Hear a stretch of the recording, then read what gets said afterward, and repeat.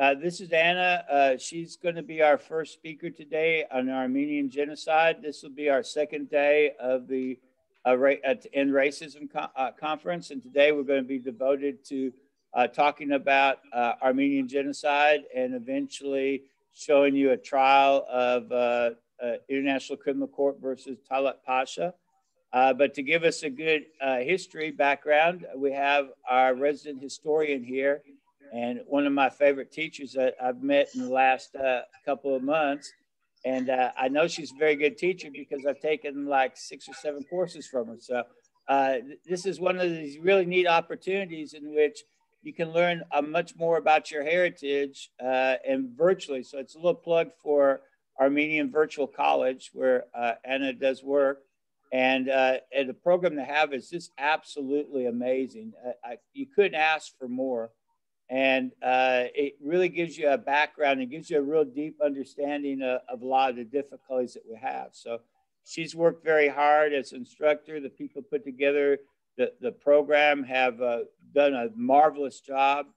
I just wish I could do better in Armenian language, but I think that kind of passed my heritage many generations ago, unfortunately. And but the history part is riveting. It's really kind of nice because I've always been interested, Anna probably knows I've always been interested in my relatives and stuff like this, but to actually get to really see and understand and go through what they've gone through is amazing. It really makes things start to make a lot more sense. And it really, when you start talking about the genocide here, you can't really talk about the genocide without knowing a lot about the history, because people today, history is one thing people do not know enough about. And because of such, they're being taken advantage of, they're being manipulated.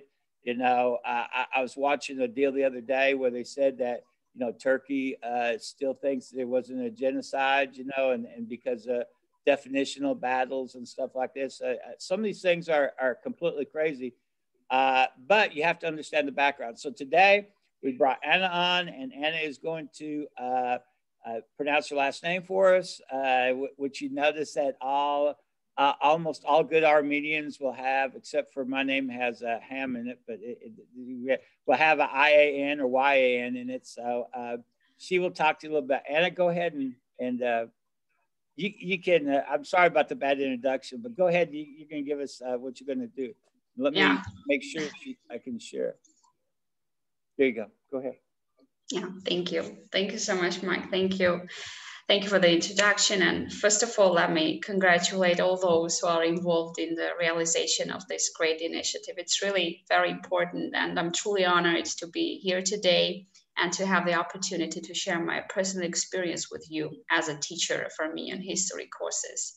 So today I'm going to talk about a topic, how Armenian history plays a role in the life of Armenians. Thank you, Mike, for choosing that topic. It's a great topic to talk about because we have some problems here that I will be talking about it. And of course, I will share some solutions with you that you might know because you have been taking classes with AGBU, Armenian Virtual College.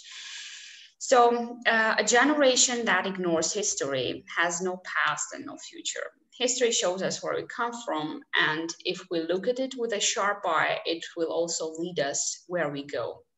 It happens so that people of smaller countries are more eager to learn about their history, their past, comparing to great empires. And there is a psychological explanation to this. Small nations value their collective existence more, and by doing so, they more rely on their history. Let's take the example of the Armenians, for instance. So great examples of how the Armenians relied on their history were the battles of Sardarabad and Bashabaran. These were 3 years after the genocide. It was in 1918. So these were the battles of existence, and Armenians knew they had 2 options. So if they wanted to protect their homeland, they had either to die fighting or they were to be tortured to death, as it happened to the Western Armenians during the genocide. Actually, the Armenian genocide was a well-learned lesson, and the Armenians decided to choose the life. So in other words, I can say that Armenians are forced to learn their history and moreover get good lessons from it. If we look at some of the recent developments in Armenia and diaspora communities that are related to the Armenian genocide and also the Artsakh war, we'll observe some good examples of the statements I said below. For instance, when we hear about certain countries and governments recognizing the Armenian genocide, we can stop for a moment and think how actually this is happening. It's the joint efforts of Armenian communities throughout the world who have been literally fighting on this road of the recognition. So different members of Armenian national committees, individuals, and of course, devoted friends of Armenians are presenting the historical facts to the representatives of the authorities of their countries, and thus they are making the voice of humanity heard. In this sense, it's important to grow well-educated generations that will be ready to continue to raise awareness about the rights of the Armenians. And by doing so, we should educate the generations the most clear and fact-based and anti-racist history. That's why when we teach history, for instance, when we teach about the Armenian genocide, we should not only teach the process, the facts, how it started, how it happened, what were the consequences, but also we should teach and honor people like Faik Ali Ozansoy, who was the governor of Kütahya and who saved many Armenians from the massacres. So this is the true and anti-racist history. We should talk the facts and we should teach everyone the true facts. Another important statement that I want to make here is the following. So when we say Armenian, we should understand the Armenians of the Republic of Armenia and the diaspora. We should always understand, we should keep in mind that we are not a country of 3 million, but we are a nation of 10 million. Of course, we should not forget our devoted Armenian friends, non-Armenian friends throughout the world who are always together with the Armenian community and helping us. So the statement of having a well-educated generation refers to the whole nation. If we want to have people who will be ready to represent the rights of Armenians in international communities, we should think about their education and their training process in different spheres. So when it comes to the Armenian, it's very easy because in all the Armenian schools, we have Armenian history subjects, so it's taught everywhere. Things are a little bit different in diaspora. Of course, there are many Armenian schools in different parts, different communities of the diaspora, but there are families who do not have the chance to send their kids to the Armenian schools. Or there are even communities that we do not have any Armenian schools there. So there are a really great number of Armenian diaspora members who are derived of learning Armenian and Armenian history. And also one of the problems is that there has always been a gap between the Armenian and diasporan scholars in especially presenting the Armenian history. So we had a problem here.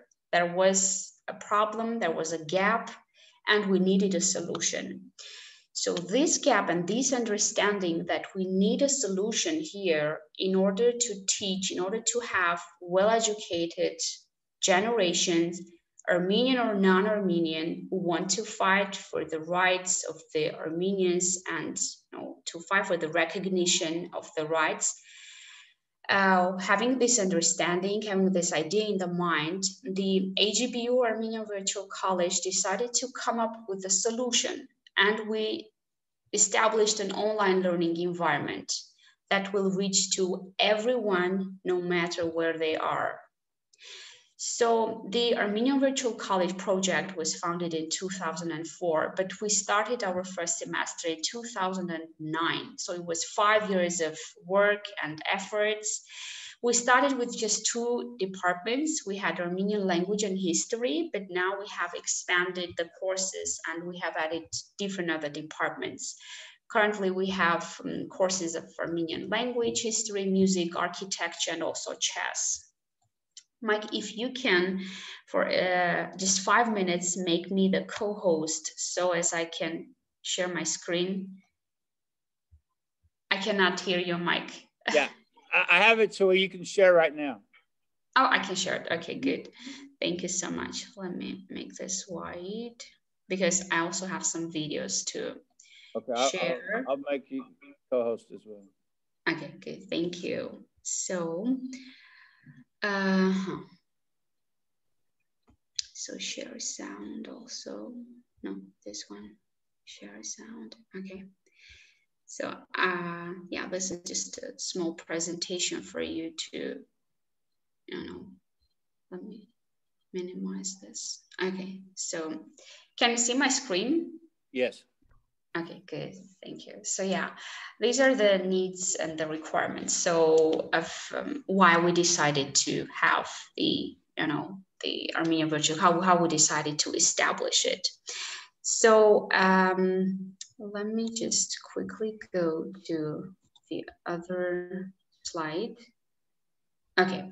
So as you can see, our classes are open to everyone, those who do not have the opportunity to have face-to-face education, face-to-face opportunity to have education. So, and this is also for everyone who want to have some supplementation to their curriculum. So these are our departments, as I said. So it's Armenian language, which is in Eastern and Western Armenian branches, Armenian history, Armenian culture, with music and architecture, and chess. All our courses are in different levels. So we have 9 levels of Armenian language, 8 levels of Armenian history, and we have music and architecture and chess, and we're always having new courses included.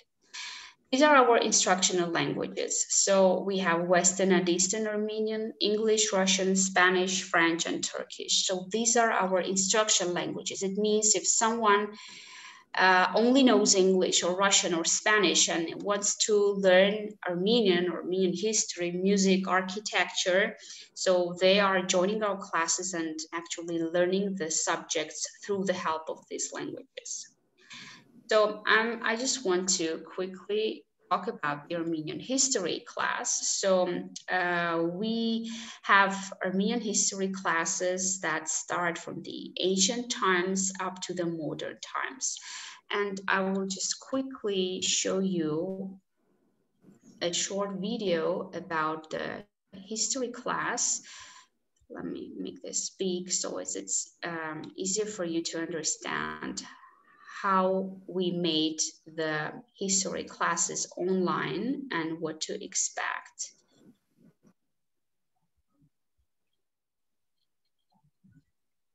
Great military abilities. He first took up the army reinforcement and was able to take advantage of the existing controversy among the neighboring countries. Each lesson is followed by exercises to practice the learned material. Who is not a 5th century historian.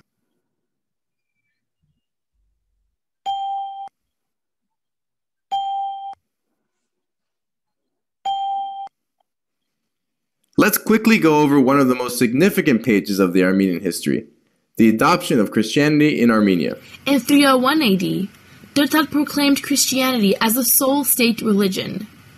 In 303, the first found. So these are our multimedia lessons, but I would also like to talk about something different here. So my experience as teacher shows that, and I've always heard it from many of my students' parents, that especially the young generations, when they are doing the Armenian studies, they more refer to the studies as something that is very old.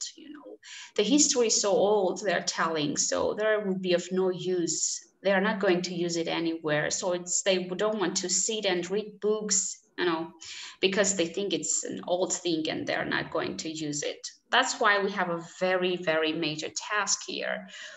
We should present the history in a very dynamic way, in the most interactive way, so as students are very interested in, so as we can capture their attention. That's why we, as our AGBU Armenia Virtual College, we are having many social gatherings, many meetup sessions with different historians, and also we are going to different places, and we are having sometimes the live streaming, and sometimes we're going and recording historical places, and then are presenting this to students. So I will just quickly show you some of the social events and the virtual gatherings too. Or just inquiring how everyone had been doing. During virtual social events, you meet your online instructor and peers around the world. Social programs include virtual visits to museums in Armenia, lectures about national holidays and traditions, virtual tours in the streets of Yerevan. These activities create on-campus feeling and increase interaction among students. And besides this, we also have multimedia ebook series. So these are posted on our website. Everything is free, because we want to make sure we're helping everyone who is interested in learning the Armenian history. So everything is posted online. Founded in the 4th century AD by the first Armenian Catholic. Now I'm showing the ebook called The Armenian Highland. You will see all the features that we have here. According to a record, on the southern walls of the St. Apostolic Church, the Sevan Monastery is also called Baryamaki. The Mother Cathedral of Echmiadzin is located in the Armavir province of the Republic of Armenia, in 301 to 303, in Bahar Shapar.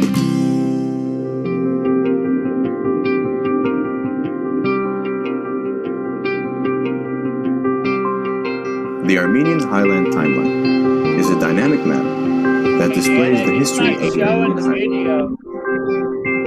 Sorry, Mike? It's not showing the video. Oh, it's not showing? No. Oh, sorry. I know some of this is video, so that's why I'm saying we always show still that slide.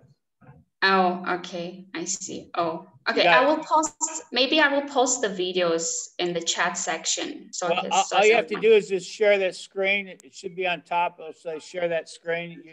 When it goes to the other screen, it's not sharing the first screen. Okay, I will just quickly, I will copy the links here.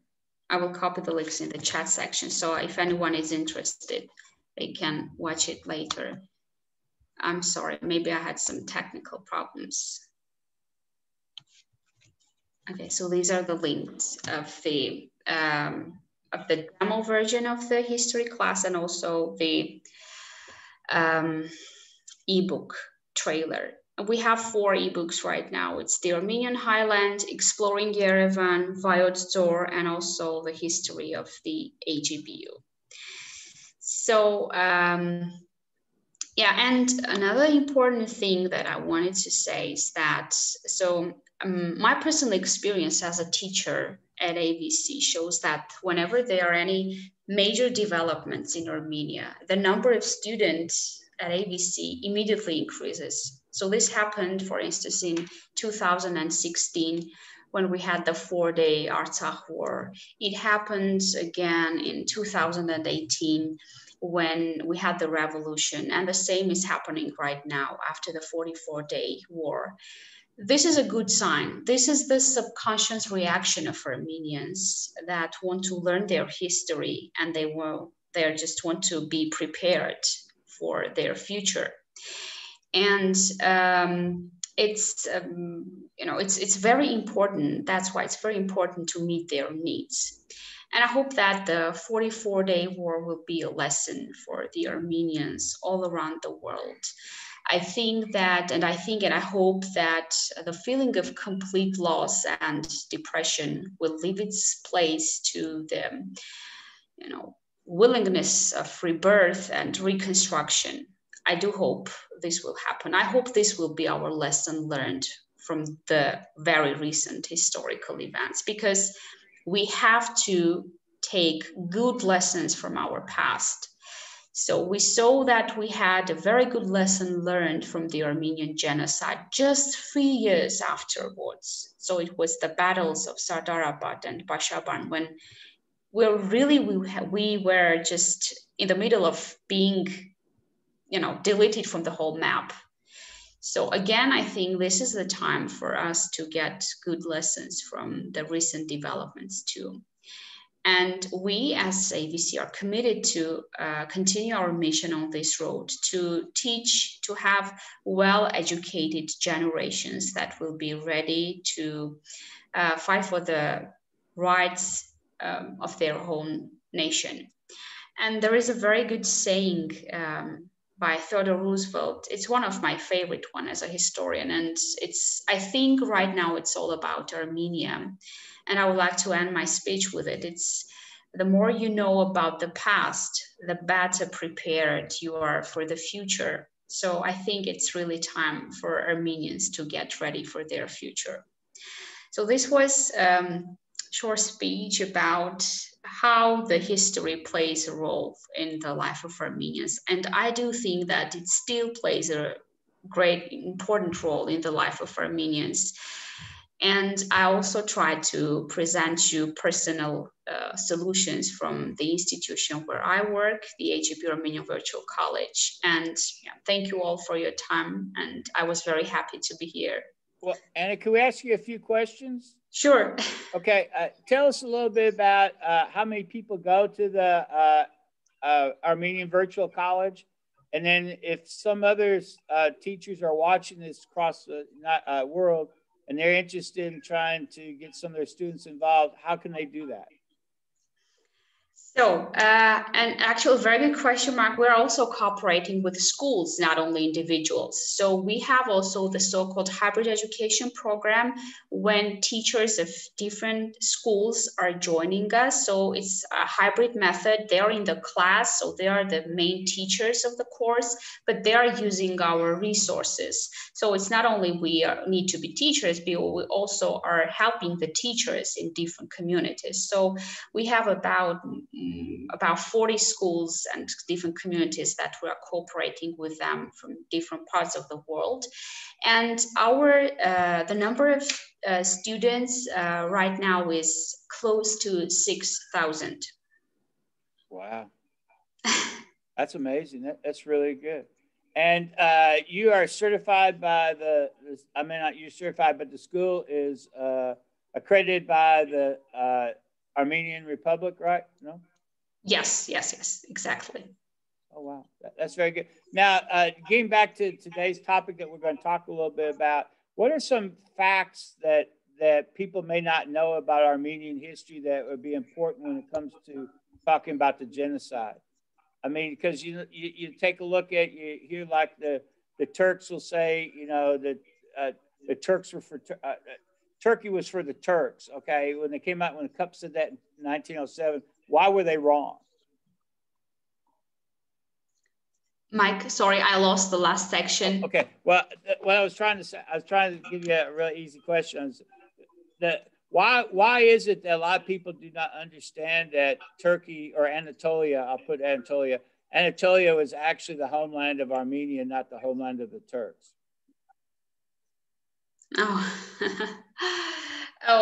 To tell the truth, Mike, I do think that people understand it. It's just a matter of saying it loud. I do think that many of even the countries that haven't even recognized the Armenian genocide, everyone knew what happened. It's just the politics everywhere that's why I think that everyone is aware of the fact that which region belongs to which country, and which population was most, because there are tons of books about the Armenian population living in the Ottoman Empire, the numbers. There were even times when even in the Ottoman in the Ottoman time in Istanbul, when it was still the Ottoman Empire, the Armenians were playing such a very important role that even in the palace, they decided to change the language, the written script, and to make it a script with the Armenian alphabet. So the language was supposed to be in Ottoman, but the alphabet was supposed to be Armenian. There is a very huge literature with it. So the Armenians were playing such a great role in the life of the Ottoman Empire that, even the palace members, they were learning the Armenian alphabet because it was so widespread that they decided to make it one of the languages of the palace. Everyone knows about the role of the Armenians, about the role of the Armenians that they played not only in Istanbul, in the palace, but also in Western Armenian region, the Anatolia, as also it is called. So I think everyone knows it, but it's just a matter of recognition. And still, I think it's all about politics. The same thing that happened in Artsakh just a couple of months ago. Everyone knows the truth, but yeah, I was on a conversation with the Armenian ambassador, and he was talking to some people in Boston. And oh my gosh, it was horrible. They had some Azure guy on there that was trying to interrupt them in the chat room, blowing it up, saying about how these were lies and everything's changed. I know there's a lot in the news just in the last week. I think that the Azerbaijan president came out and said that he wanted to try to take part of the southern Armenia away to make it a corridor to his other area he's taking over. Can you address anything like what's going on right now currently? Because I know they had a ceasefire in November, but it's about to blow up again, isn't it? Oh, unfortunately, yes. Yeah, it's very unstable. It's very unstable. The borders right now with Armenia and Azerbaijan are very unstable. So every moment, everyone is checking the news every second, because we know that it's tense, it's very tense there, and we really expect that anything could happen anytime. Okay, and then if I can remember back to your wonderful lessons and stuff, actually speaking, the area that they're warring over was actually a homeland to native Armenian. There wasn't a country of Azerbaijan until Stalin started, was there?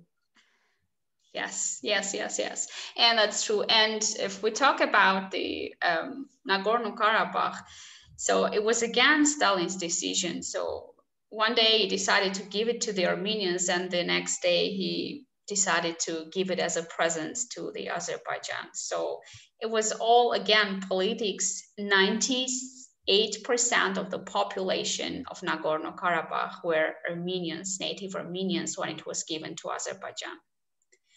So, yeah. And then if they start quoting today, it's because of the genocide and because people moved away, but still historically it was the land that they shouldn't have had in the first place, correct? Definitely, yes, definitely. And I don't think that many are, after the genocide, not many Armenians moved to Nagorno-Karabakh. It's not true. So Armenians came to the Republic of Armenia, but so it was Armenia was in war. So, it was terrible. The conditions were terrible. And even when I was talking about the battles of Sardarabad and Bashabaran, so it was 3 years after the genocide. When we read the books of that area, the historians are telling it was really terrible. The situation was terrible. The Armenian refugees were dying of hunger in Armenia. So everyone used this chance to, go to bigger. So everyone was basically situated in Yerevan and Echmiadzin also. And I can't say that many Armenians moved to Nagorno-Karabakh, and that's why the population of Armenian was that big there. They were native Armenians that used to live there for thousands of years. Yeah, they had to leave their home and village and try to make a living somewhere else, correct? Yeah, exactly. And I know I was reading some articles in preparation for some other work, and they were talking about the amount of like Sunday schools, even Protestants and some Catholics Sunday schools back in the late 1918 or in that area. They were raising money every Sunday at church to feed the poor Armenians. So a lot of people do not realize the role that voluntary aid, and it was from foreign aid that was actually helping to feed a lot of people, because all of a sudden when people came back, it wasn't easy for them to, the country was a total mess. Am I correct or no? Yeah, you're exactly correct. So there were thousands of Armenian refugees that were dying in the streets of Yerevan. So in the streets of Yerevan, the capital city, because of hunger. The situation, because it was people who had not been who were not refugees, who were living in Yerevan in those years, in after 1915, 1917 and 18. These people, they didn't even have bread to eat, so let alone the fact how could they help the Armenian refugees. So yeah, it was really terrible.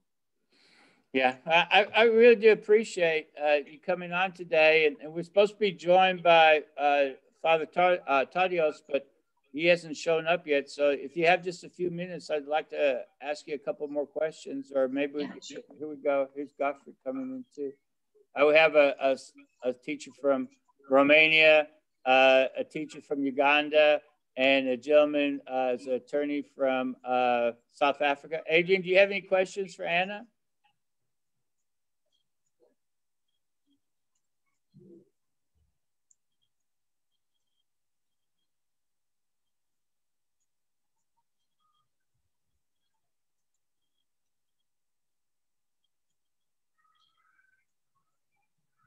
Well, we're waiting on Adrian a second, I guess. Sure. Okay, can you hear me now? Can you hear me now, Mike? Yeah, I can hear you now fine, Adrian. Go ahead. I've got about 1,000 questions. Well, good. Shoot away, because our next guest isn't here yet. So, it's fascinating to me what you're saying there, and I see a lot of parallels. But I would like to ask you 3 questions to start off with. I don't know if you're aware of it, but I'm writing a book on South Africa and the race issue, but I focus on the people behind it all. So the 3 questions I have for you, I list them very quickly, and we can start individual questions. The one is, we talk about racism, and I'm not sure, you have to tell me what the situation is. In South Africa, we classified in races according to our skin color. I don't know what the skin situation is in Armenia. The second question is, what does the Armenian constitution say about race and racism? Does it define it? This is a very important issue. And the third question is very briefly about, I look behind the actions, behind the behavior at the people. Why are they doing that? And I look at what I call the race triangle, specifically is England, America, and South Africa. But as I went on with my research, Mike brought in Armenia. And so I'm very interested and to find parallels between the thinking of the people. Why are they doing this? We also had what I call a decimation in the beginning of the 1900s, when South African, the Boers, the white Afrikaners fought against the British. Both my grandfathers fought in that war. My grandmothers were in the concentration camps. And when the war was finished, my 2 grandfathers were still teenagers. And there are so many things. I spoke to my one grandfather. He died when I was in the 5th grade. But that motivated me everything to look at Armenia, the British, the Americans, South Africans. Why? What is the essentialia of why do people do that? And I'm really trying to take it back to the beginning. My ancestors came from Northern Europe. I have a strong Dutch-German ancestry, and to the northern part of Europe. But is that not also close to where the Armenian ancestors came from? So this is because they all had certain characteristics, attributes, and I'm trying to find the parallels between it. And like I said, your presentation really fascinates me. Thank you. Thank you so much for the questions, Adrian. So first of all, in our constitution, we have the statement that all people are equal. It doesn't matter their ethnicity and race. So this is what our constitution says, that everyone is equal. And Adrian, if we talk about the racist issue in Armenia, so the constitution says that everyone is equal. So it doesn't matter what your nationality is or your race is. I would say that Armenians here living in the Republic of Armenia, we have minorities here that are not great in number, but we have some Yazidi, national communities here, Assyrians also, and they are all equal. I will never imagine of another country respecting the rights of all the national minorities. I would never imagine a better country that will do that, really. It's really the equality that we have in every sphere. In education, they're free to use their language. Everything is free here in Armenia, and everyone is equal. So but we don't have that racism issue very much in Armenia because 97% of the population is Armenian by origin. So we don't really have that racism issue here. So 97% of the population is Armenian by origin. And we have 3% of the population that are minorities, and they are all equal, they have the equal rights. And while talking, and I think a question was also about the similarities between the genocides, if I'm not mistaken. Yes. Mm-hmm. Yeah.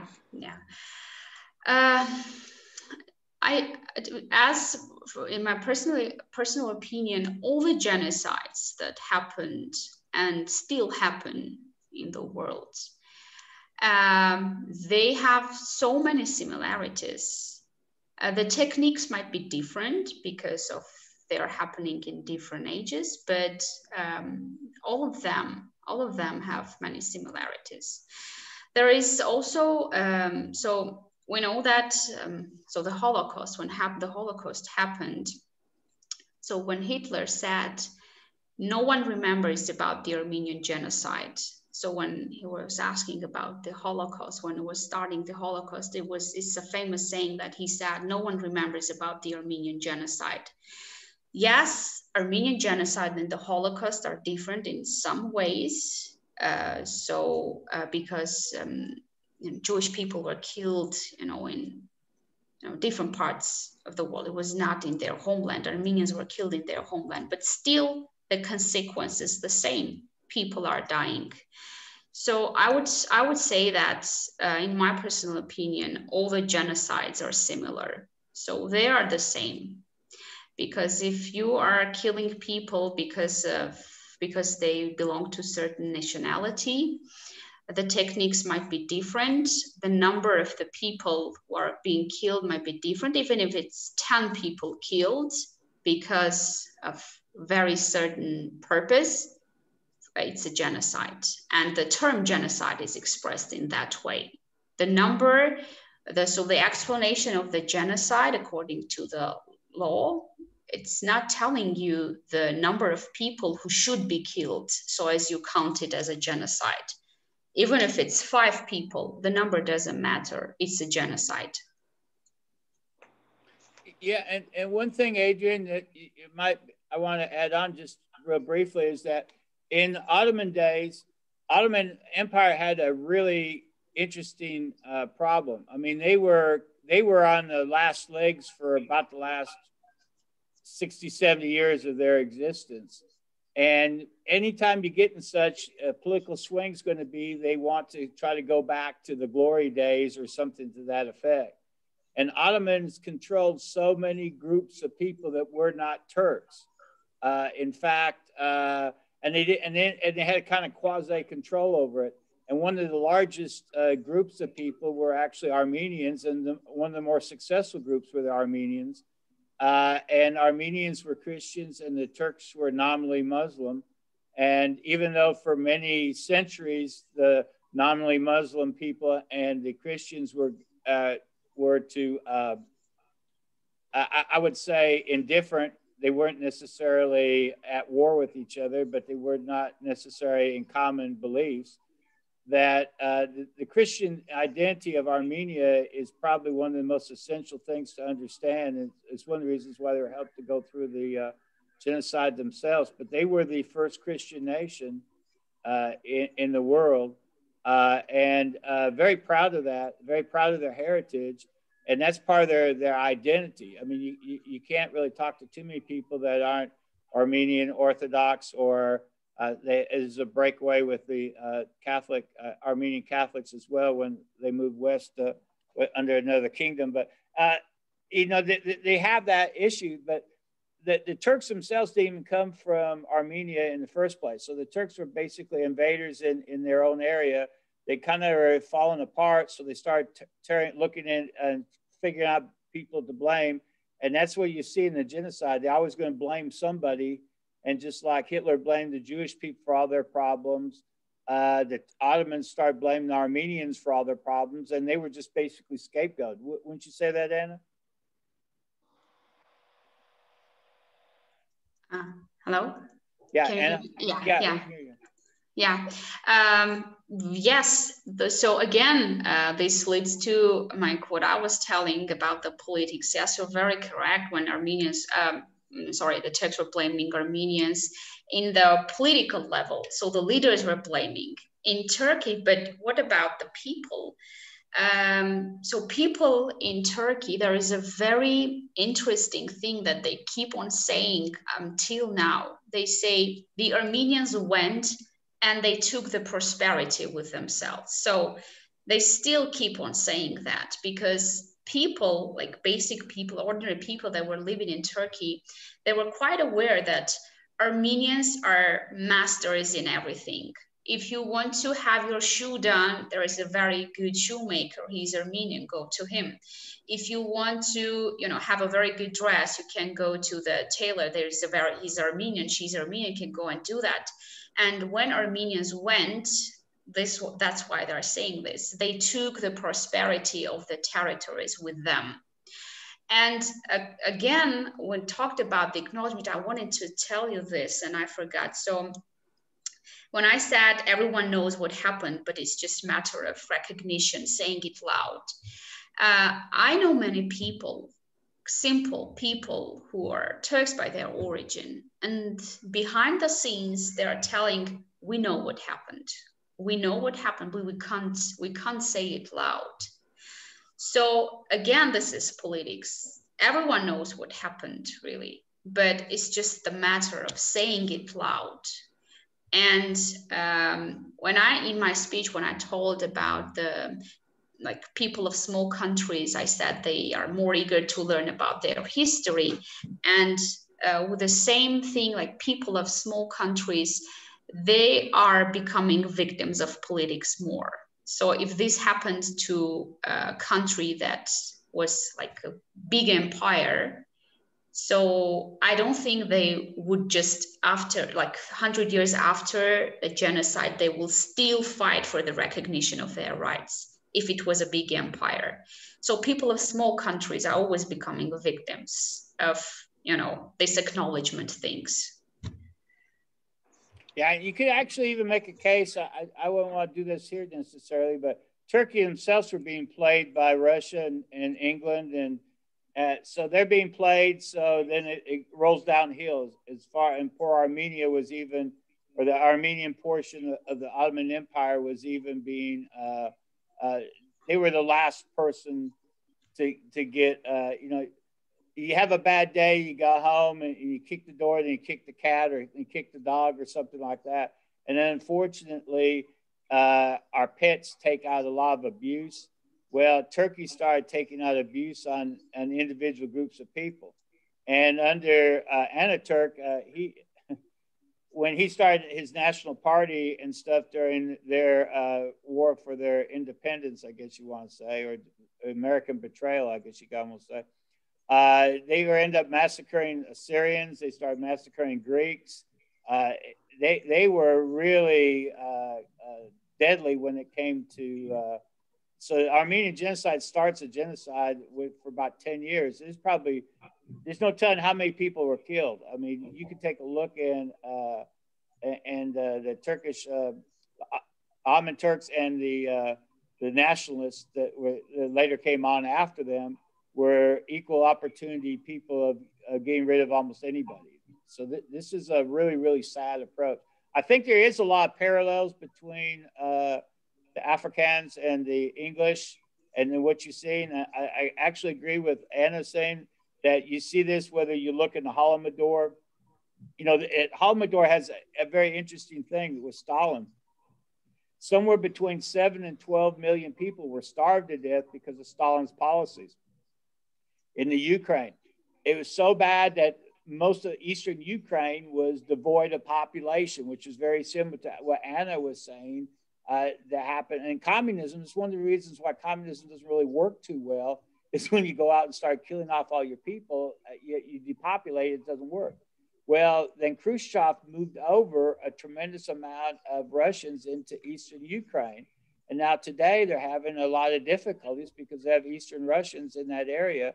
And they're still having a war. We don't know about it, but thousands of people have died even since Ukraine and they were going on the border. There are some really bad policies that have created some horrible deals. I think we're going to see some in our next thing we're going to talk about in a moment. I don't know what happened to Father Tadios, but Anna, if you could stay just a couple more minutes. Adrian, did you have any questions? Or Lydia or Godfrey, do you have a question? Adrian, go ahead.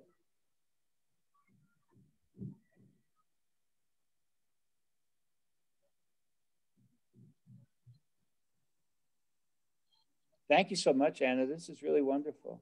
Thank you so much for having me. It was my pleasure. Yeah, it's not often that we get to talk to people from Armenia, so this is really special. Adrian, go ahead.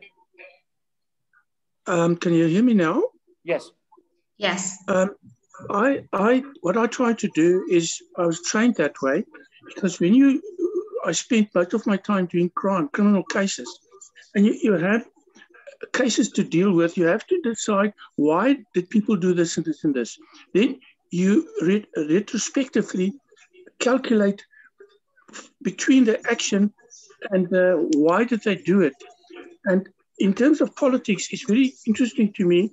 Just to give an example, in the 1960s, after the Belgians moved out of the Congo, I read about it because I don't know if it's true, but I read about it, so I assume it might be true. It's books that the people there killed white oxen, white pigs, white chickens, white dogs. And at this time, it's really shocking that about a week ago, I heard from one of my fellow South Africans that the South African police have decided not to breed white horses for them, for their use. So are we then back at 1960? That's my. So if you wanted to analyze that, and I'm sure that when you look at the psyche of the people involved in many years ago, there are so many instances.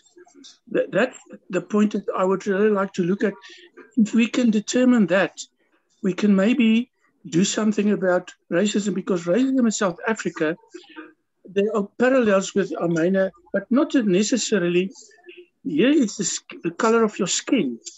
The government has a war against Afrikaans male language. There's a lot of evidence of that. So if I would like to set up a comparative study, why did the Armenian decimation, I call it decimation, happen? I think I mentioned in the Boer War, between 27 and 33,000 women and children died in the concentration camps, and they were treated horribly. Now, there is where the actions are. How do we analyze the actions in context with why the people did that? So I've said to Mike many times, this is all about science. And you know, the future has no science in it. And with this project that he had created with Ben Ramirez, and you and I involved with it, we are occupying the future with the science that we're creating here. And in South Africa, unfortunately, science is now in terms of skin color, but I don't want to talk about that. I find your presentation extremely interesting, and it's very important to me with working with Mike and Ben, because this is where we're making history. Thank you. Yeah, Anna, what we're going to have following you is we have a presentation which probably answers a lot of his questions to try to tie it together, so that'll help out. But why don't you address the I don't know how to say it, but before the Armenian intelligentsia on April 24th, 1915, explain to him why they took out the Armenians from Constantinople. Yeah, Adrian, thank you so much again for your kind words. I'm so happy that you like the presentation. So yeah, why the Armenian genocide happened? So first of all, let's look back to the life of the Armenians before the genocide. So how they were living in the Ottoman Empire. So the Armenians of the Ottoman Empire, not being Muslim, so they were considered second-class citizens. It's called zimmi in Ottoman language. So they were forbidden to carry weapons, so they had to pay like very high taxes. So it was not only for Armenians, but also all the Christians, so non-Muslims living in the Ottoman Empire. So, and Armenians also, they were not allowed to testify in courts, for instance. So they were just second class because they were considered to be non-Muslims. But of course, as I said, they were very popular among, among the people, so among the nations living in the Ottoman Empire. There were some good craftsmen, there were good doctors, and everyone knew that Armenians are masters of, different things. So, but the tax system was like very terrible in the Ottoman Empire, and there was kind of a hostile, like very bad attitude towards the Armenians, because Armenians were being able to gain money, to earn money, because they were masters in different spheres. And the economic situation was terrible, and it went more terrible when other Muslim refugees from Caucasus went to live in the Ottoman Empire. It was in around 1877 to 1878. So it was the Russian-Turkish War. So after it, many other Muslims came to live in the Ottoman Empire, and not only Muslims. So, but most of them were Muslims. So these Muslim refugees, so they came to the Ottoman Empire, and they were kind of, they were not able to find jobs because most of the good jobs were in the hand of the Armenians, and not Armenians, also Greeks. So they were like very angry. They were becoming very mad at, non-Muslim people who were living in a Muslim country, but all the prosperity, let's say, was in their own hands. So, and so they were like, Armenians were feeling very insecure. So there were periodic encroachments on the lives and the prosperity of Armenians. So there was a general insecurity, and there was no law that could protect the Armenians. And this is how the so-called Armenian question arose. Armenian question rose, and it became a very important part of the general, Eastern question, the so-called Eastern question. So in 1665, we had the first Armenian party that was established. It was called the Armenian party. And the purpose, the ideology was based on the attainment of the self-determination of the Armenians throughout the propaganda. And so they were saying that Armenians also need to be, prepared to save themselves also. And also, we had different military, we had different other parties as well that were becoming more and more and more involved in the Armenian question. So there was a very big question, the Armenian question, and so they wanted to find a solution for it. And this is how, so when we talk about genocide, we're saying about 1915, but the genocide started before it. So there were many massacres in Sassoon, in Van region, in Adana region, because of this the so-called Armenian question. Armenians were a very big threat for the Ottoman Empire because they were becoming more and more rich. They were becoming more and more involved in different things. And and most of the population in different Western Armenian countries were pure Armenian. So they were a very big threat for the Ottoman Empire. And they actually, when we talk about the Armenian genocide, we should think of a very wide, actually, period, because they decided to do it step by step. They started it in 1894. Whenever they had one opportunity, they were immediately using it. When the world was busy with different other things, they were using it, and they were, immediately, taking actions to massacre certain, cities. So basically, the big threat of the Armenian population was the, reason that the Ottoman Empire, they decided to put an end to the Armenian question, to put an end to the, Western Armenian territorial, willingness of Armenians to live in their homeland, because Armenians were saying that this is our homeland. We are from Western Armenia. We have the right to live here. We have the right to, be a part of the economy of this country. So it was a very big threat.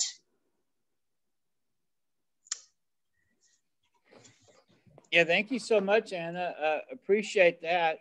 You're more than welcome to stay with us. We're about to go into our next topic, not topic necessarily, but we're going to talk a little bit about a project that we were doing on our Armenian genocide, which is trying to take the ICC court, which didn't exist yet, and to try to try Talaat Pasha. And I have one of the people here online now. Christoph, can you hear me? If you could come live just a second, and I want to introduce you, and then we're going to introduce the video that we did. Yeah, I can hear you. Yeah, I can hear you fine. Christoph, this is Anna, and Anna's in Yerevan. She's a teacher at Armenian Virtual College. And this is Adrian from South Africa, Lydia from Romania, and Godfrey from Uganda. And Christoph is from here in Austin, Texas. And Christoph, explain to a little bit about what you learned through this project, then we'll introduce the project.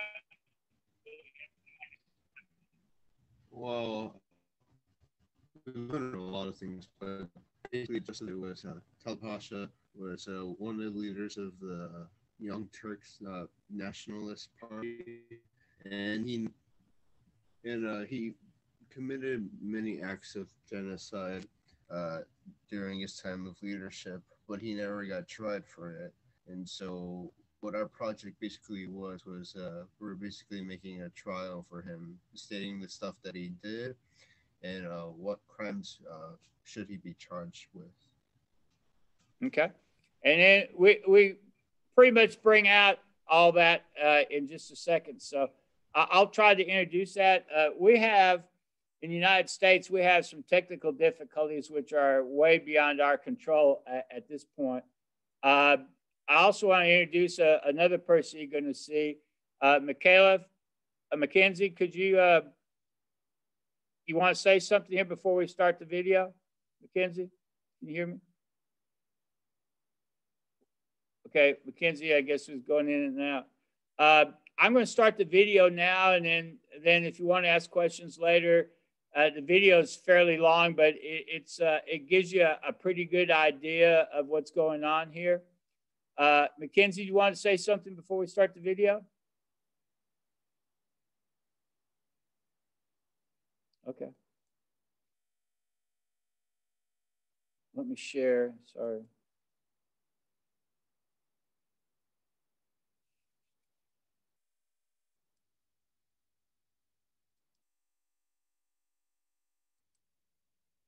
Yeah, since we had so many problems yesterday, I got smart and decided to do this ahead of time. So.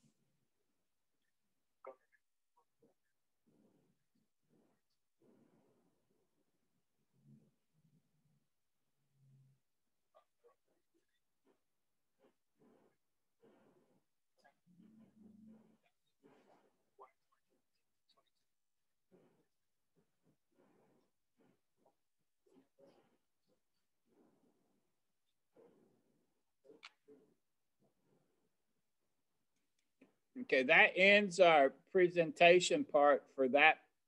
And okay, excuse me, I'll be quiet on that.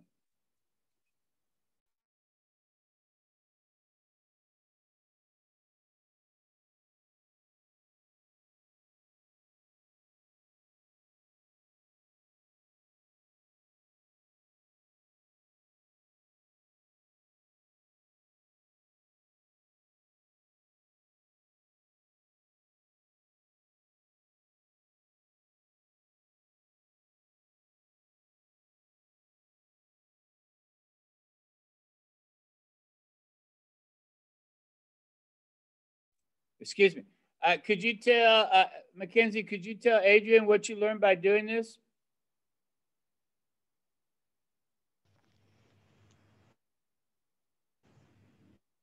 I feel like I learned a lot. But I feel like this really taught me really about genocides in a whole, because I feel like I probably would not have learned about this in school, and I probably wouldn't have talked about it. And so I feel like this like prompted us to talk about it. Okay, and what did you find interesting about what you had to study and what you gave as your speech? Huh? How did this change your ideas about genocide or anything? I feel like this. I feel like I kind of already had a like idea of how like bad genocides were, but I feel like really when people think of genocides, they really like only think of like the Holocaust. So I feel like this just like puts it in perspective that it happens, and it's like more often than you think. Oh yeah, I mean there was genocide and there were concentration camps in South Africa. We're going to learn about genocides in Guatemala. You almost name a country and you can see their genocides or things that happen. And normally it's the prosecution or the lack of prosecution that gets people interested. Adrian, do you have a question for Mackenzie or anything? Mackenzie, can you go on camera or no? Okay. Mike, I had no sound this side, so I was just watching the documents, and I don't have any questions at the moment. Maybe later, but not now. Oh, okay, that's great. Now, normally you were asking Anna earlier, Adrian, about why there wasn't prosecution or anything, and I'll try to explain that a little bit more, but. A lot of these were not underhanded, but backdoor agreements between countries to wink, wink, and if you give me what I want, we're not going to prosecute you. So that's basically what has happened. And then over 100 years, people forget about that and forget about all these entangling, relationships. But I know England basically approved the second treaty. The second treaty, part of the corollary was to recognize Turkey, and to recognize Turkey as a country, they were going to assume the debt, which is owned back to the central banks, and they were going to give up the island of Cyprus and give up Iraq and Kuwait, and then they would get recognized, and then they were guaranteed that they wouldn't be prosecuted. So a lot of these were formal, like plea bargaining agreements or whatever you want to say. And people have no earthly idea that they're being a pawn in a big person's political game. That's what we're trying to point out today. I was kind of hoping we had more teachers and stuff to stay on. I'm really glad that Romania was on. I really wanted to appreciate Anna for all her hard work and stuff on this project. Godfrey, I know, has been coming in and out. I think he's having some technical difficulties. We're close, but we're not close enough to solve all technical difficulties. So we got to kind of play stuff by ear. Guatemala today has some technical difficulties. They were going to come on afterwards, and we were going to argue about critical race theory. But they emailed me and said they couldn't be here today. So that's another disappointment.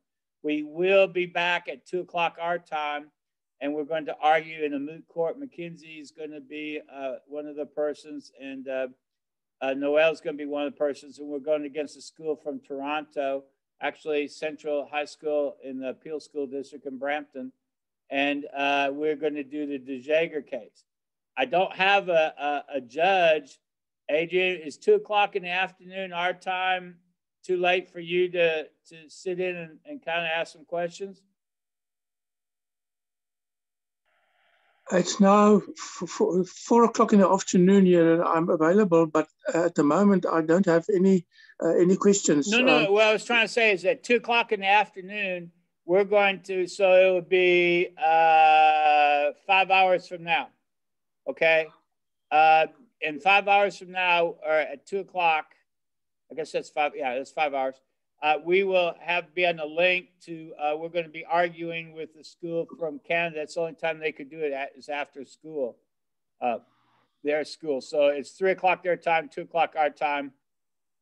I think 9 o'clock your time. I think you're 7 hours ahead of us now. Are you 2 hours ahead of GMT? Or did you say it's 4 o'clock there now? Adrian? Yes, 4 o'clock here now. Okay, so you are 7 hours ahead of us. So yeah, it'd be 9 o'clock your time. And it should take maybe not even an hour. I'll be here. I'll even if it's late, I'll be here. I'd like to listen, yes. Yeah, that'd be great. We should appreciate it. Like I said, oh gosh, we're getting bit by a lot of different things, but technology-wise, we're able to at least produce yesterday. We put up a couple sessions. We'll have all this today, and I'll post this to the session. We really appreciate the people and the intent of the project. And then this afternoon, for all the people like in Romania and stuff, so it's not in the middle of the night, you can watch it, our moot court case. You can watch against on video, and we'll have it up so you can watch it in the morning of your time tomorrow. And I hope that you find this very interesting. We're also going to be talking to a professional development today on Flipgrid, trying to do some things on Flipgrid as well. That might be something that we could talk to you about, and Adrian. And Adrian, the people in that Armenian virtual school is really, really nice. For some schools like in Africa and some of the other places, they would give you that curriculum for free and let their kids use it. And you get really, really good quality stuff. The problem with it, it's in English, or could be in French, it could be in Spanish. So, I mean, they don't have Afrikaan yet, or they don't have any other language, but they do have French, English, Spanish. and you could get history classes, and they'd be worth college credit for free. So there are some opportunities there that are really good, and I really appreciate Anna coming on. Do you have any closing comments for today, Adrian, so far for this session? I just wanted to ask you, I don't get you on my computer, so are we only on mobile for tonight? No, we're going to be on, for you tonight, we'll be on computer. Just please send me a I'll link. send you a link right now. Okay, all right. Yesterday's session on the Jager case, have you lost that? No, I put it up at session 2 and I redid it because I gave a wrong run. I put a session 3 up there. So session 2 now up there, it should be right one. Okay, but you'll send me the right links and I will then, I'd like to attend because it's very, very important for me. Yeah, you will have I will send you the link right now, and I will end this deal. I'll send it to you by a messenger in just a second. And then I'll send you the other link. And Mackenzie, I'll see you in just a little bit in class. And for everybody else, thank you so much. And have a great day until we can, we'll be here tomorrow for a early morning lesson again on critical race theory. And you'll get to see an actual debate between 2 schools about it. And then we're going to try to talk if we can keep people involved. And have a very good day. Thank you so much.